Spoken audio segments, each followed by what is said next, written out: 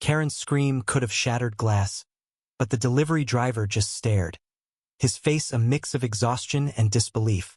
Who knew delivering a $12 pizza could land you in a viral showdown with a woman who'd weaponized her phone like a grenade? It was a muggy Tuesday evening in suburban Oak Ridge, where the air clung to your skin like regret. Karen Whitmore, 43, stood on her pristine front lawn, manicured to HOA perfection, her blonde bob swaying as she berated Diego Morales, a 29-year-old driver for Quick Bite delivery. The pizza box in his hand was still warm, but Karen wasn't having it. "You're 20 minutes late," she shrieked, her voice carrying across the cul-de-sac like a siren. "I'm calling the cops. You're stealing my time." Diego, sweat-soaked and running on 4 hours of sleep, tried to explain. "Ma'am, I went to the address you gave, 1432 Maple Drive. This is 1342. Karen's eyes narrowed, her lips curling into a sneer. "Don't you dare lie to me. I know my own address." The truth? Karen had fat-fingered the address in the app, a typo born of her impatience while juggling a Zoom call and a glass of Pinot Grigio. But Karen wasn't one for self-reflection. She was the queen of complaints, a legend in Oak Ridge for getting a barista fired over a lukewarm latte and a neighbor fined for a fence half an inch too tall. Diego, on the other hand, was just trying to make rent.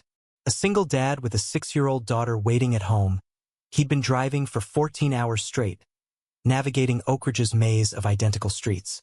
The app's GPS had sent him to the wrong house, and now he was facing Karen's wrath. The situation escalated faster than a wildfire. Karen whipped out her phone, live streaming to her 3,000 followers on X, her voice dripping with indignation. "This incompetent driver is trying to scam me. He's late. And now he's lying about my address." The comments rolled in, some egging her on, others calling her out. Diego, unaware of the digital mob forming, pleaded, "Ma'am, check the app. I'm not lying."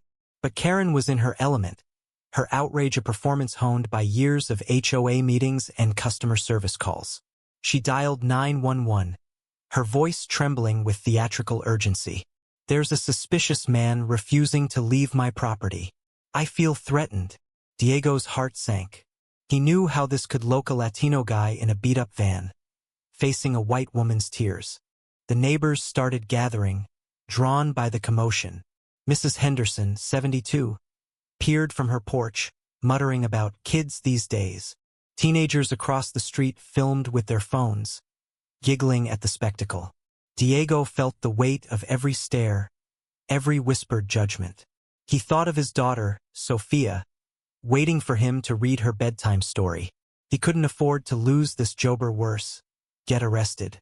"Ma'am, please," he said, his voice steady but strained. "I'm just doing my job." Karen scoffed, waving the pizza box like evidence in a courtroom. "Your job? Your job is to ruin my night."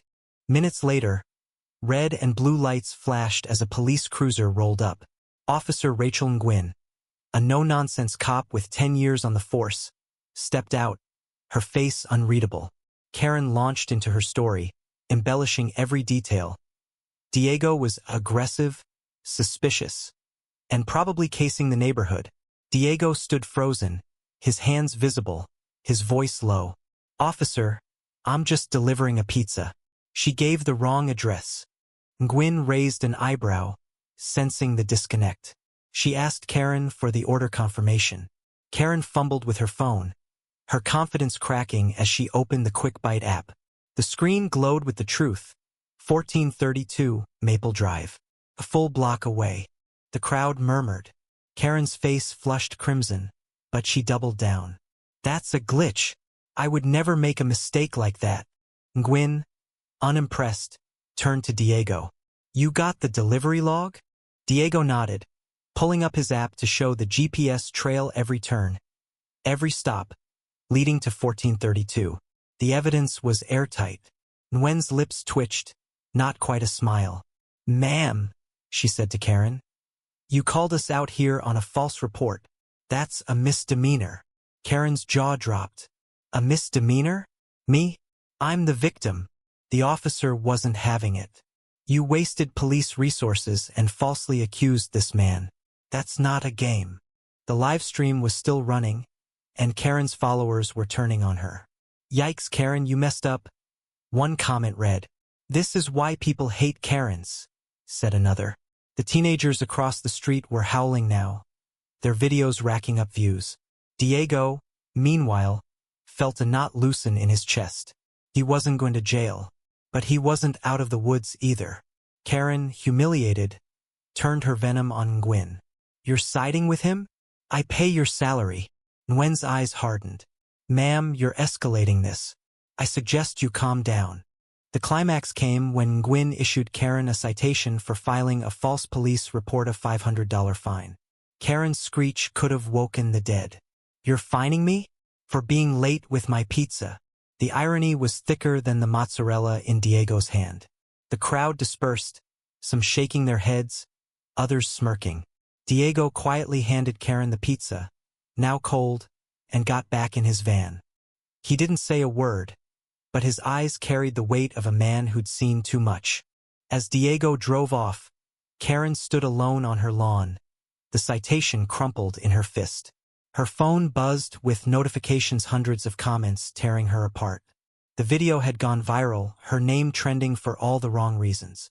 She'd wanted justice, but all she got was a fine and a lesson she'd never admit she needed.